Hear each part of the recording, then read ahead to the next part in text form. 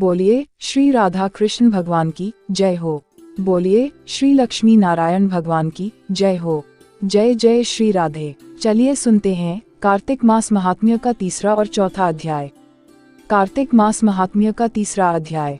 श्री ब्रह्मा जी से भगवान श्री कृष्ण एवं सत्यभामा का यह संवाद सुनकर नारद जी ने उनसे विनती की, हे पितामह, कार्तिक मास में आपने तुलसी मंजरी और भगवान शालिग्राम का जो महत्व बताया है उसे कृपा कर विस्तार पूर्वक कहें। तब ब्रह्मा जी बोले, हे पुत्र, तुलसी मंजरी सहित भगवान श्री शालिग्राम का चरणामृत घोर पापों से मुक्त कर देता है।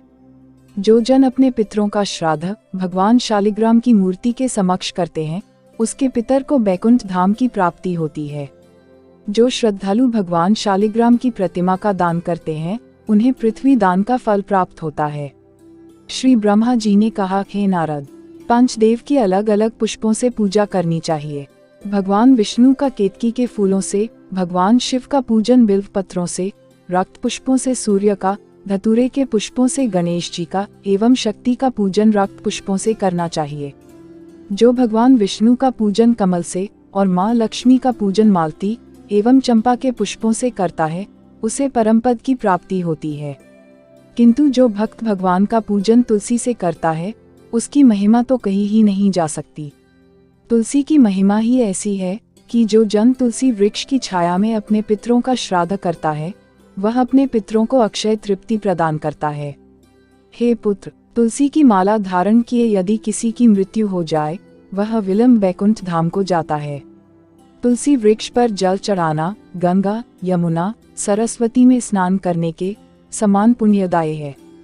हे पुत्र नारद, कार्तिक मास का व्रत रखने वाले को चाहिए कि वह शांतचित होकर विधि विधान पूर्वक तुलसी का पूजन करे और प्रदक्षिणा कर नमस्कार करके इस प्रकार प्रार्थना करे, हे हरिप्रिय, देवताओं ने तुम्हें बनाया है, मुनीश्वरों ने तुम्हारा पूजन किया है, मेरा मनोरथ पूर्ण करो, मैं आपको नमस्कार करता हूँ।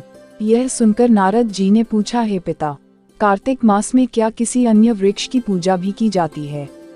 यह प्रश्न सुन ब्रह्मा जी ने बताया, हाँ पुत्र, आंवले के फूलों एवं पत्तों से भी भगवान का पूजन होता है। आंवला वृक्ष के नीचे बैठकर भगवान की पूजा करने वाला सोने के आंवले प्राप्त करता है। किंतु हे पुत्र, द्वादशी तिथि को आंवले एवं तुलसी के पत्तों को नहीं तोड़ना चाहिए।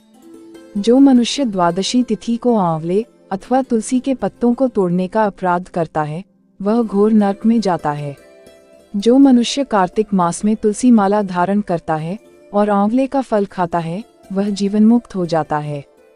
कार्तिक मास के व्रतधारी को ब्राह्मणों को सम्मान सहित भोजन, चंदन, पुष्प, पान और दक्षिणा देकर प्रसन्न करना चाहिए। व्रती को यह भी चाहिए कि पूरे मास वह भूमि पर शयन करे और कठोरता से ब्रह्मचर्य का पालन करे। पत्तल में भोजन करे। प्रभु के गुणानुनाद के उपरांत जो समय बचे उसमें मौन व्रत धारण करे। ऐसा करने वाला शूरवीर और तेजस्वी होता है। हे पुत्र, जो आंवले के वृक्ष के नीचे बैठकर दिन में एक ही बार भोजन करता है उसके वर्ष भर के पाप नष्ट हो जाते हैं। व्रती को किसी प्रकार का तामसी अथवा बासी भोजन नहीं करना चाहिए। भूल से भी देवता, वेदों, गौ और ब्रह्म की निंदा नहीं करनी चाहिए। मिट्टी में उत्पन्न हुए नमक, मसूर, तांबे के पात्र में डाला हुआ दूध, केवल अपने लिए पकाया हुआ अन्न, यह सब तामसी माने गए हैं। पृथ्वी का फूल अर्थात गोभी, मूली, गाजर, बैंगन, पेठा, जंगली घिया, लहसुन, प्याज तथा दोबारा पकाया गया भोजन भी ग्रहण नहीं करना चाहिए। रजस्वला नारी, मलेच्छ, पतित और पाखंडी इनसे वार्तालाप नहीं करना चाहिए।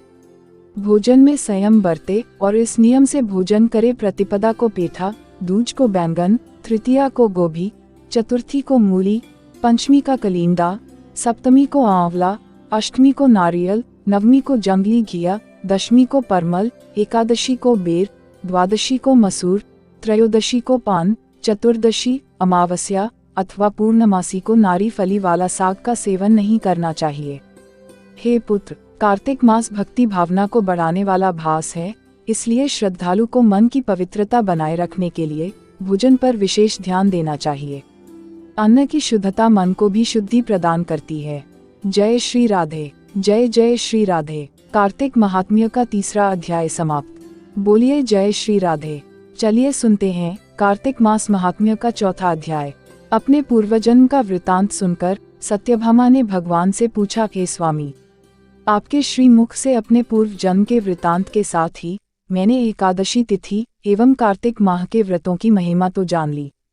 अब कृपा कर मुझे यह बताएं कि आपको यह तिथि और यह माह इतने प्रिय क्यों हैं? यह प्रश्न सुनकर भगवान श्री कृष्ण बोले, हे प्रिय, एक समय ऐसा ही प्रश्न राजा पृथु ने नारद जी से किया था। उन्होंने जो कुछ उन्हें बताया वही मैं तुम्हें बताता हूँ। नारद जी ने राजा पृथु को बताया, हे राजन, समुद्रपुत्र शंख बड़ा ही शक्तिशाली था। उसने अपनी शक्ति से इंद्रादि देवताओं को स्वर्ग से च्युत कर दिया, लोकपालों से उनके अधिकार छीन लिए। उसके डर से देवराज इंद्र, देवतागण एवं समस्त लोकपाल मेरुगिरी की कंदराओं में जा छिपे। शंख उन्हें खोजता डोलने लगा, मगर जब वह उन्हें कहीं भी न खोज पाया तो सामने आने के लिए विवश करने की मंशा से दूसरे उपाय सोचने लगा। तब एक उपाय उसे सूझा।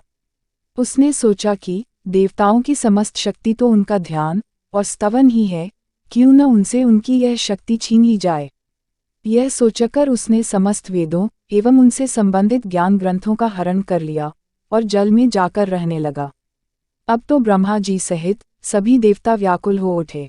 तब सभी देवताओं को लेकर ब्रह्मा जी भगवान विष्णु की शरण में गए। उस समय विष्णु भगवान क्षीर सागर में शयन कर रहे थे। यह देख देवता उनकी स्तुति करने लगे, प्रार्थना करने लगे कि प्रभु आंखें खोलो। भगवान ने उनकी स्तुति से प्रसन्न होकर नेत्र खोले और सभी देवताओं को अत्यंत दीनहीन अवस्था में अपने सम्मुख खड़े देखकर उन्होंने पूछा, हे देवगणों, यह तुम्हारी क्या हालत बनी हुई है? किसने तुम्हें इस अवस्था में पहुंचाया है? अपने आने और अपनी ऐसी अवस्था का कारण बताओ। सभी देवताओं ने बारंबार भगवान को प्रणाम किया और कहा, प्रभु, हम शंखासुर के कारण इस दीन अवस्था को पहुँचे हैं। उस दुष्ट ने हमें स्वर्ग से निकाल दिया है और समस्त वेदादि ग्रंथों का हरण कर जल में जा छिपा है, जिससे देवताओं की शक्तियां क्षीण हो गई हैं। हे भक्त वत्सल, हे शरणागत वत्सल, हम आपकी शरण हैं, हमारा दुख दूर कीजिए। देवताओं की विनती सुनकर भगवान श्री हरि विष्णु ने कहा, हे देवताओं, मैं तुम्हारा मनोरथ पूर्ण करूंगा। कार्तिक मास के शुक्ल पक्ष की एकादशी, जो प्रबोधिनी कही जाती है, को मैं तुम्हारे कल्याण के लिए यत्न करूंगा। हे देवो, समुद्रपुत्र शंखासुर द्वारा समस्त वेद ज्ञान जो जल में छिपाया गया है, मैं उस असुर का वध करके तुम्हें वापस ला कर दूंगा। जो लोग कार्तिक मास की एकादशी को मेरा भजन पूजन करेंगे, वे तुम्हारी भांति ही पूजनीय होंगे। तुमने मुझे एकादशी वाले दिन जगाया है, अतः यह एकादशी तिथि मुझे विशेष प्रिय होगी। हे देवो, जो एकादशी और कार्तिक माह के श्रद्धापूर्वक व्रत करेंगे, वे मेरी विशेष कृपा को प्राप्त करेंगे। श्री सूत जी ने कहा, हे ऋषिगणों, जो भी श्रद्धा, भक्ति और विश्वास के साथ इस कथा को पढ़े सुनेगा, प्रभु की कृपा से उसे संसार के सभी सुख सुलभ होंगे। जय श्री राधे। जय जय श्री राधे। कार्तिक महात्म्य का चौथा अध्याय समाप्त। बोलिए श्री राधा कृष्ण भगवान की जय हो। बोलिए श्री लक्ष्मी नारायण भगवान की जय हो। जय जय श्री राधे। ओम नमो भगवते वासुदेव।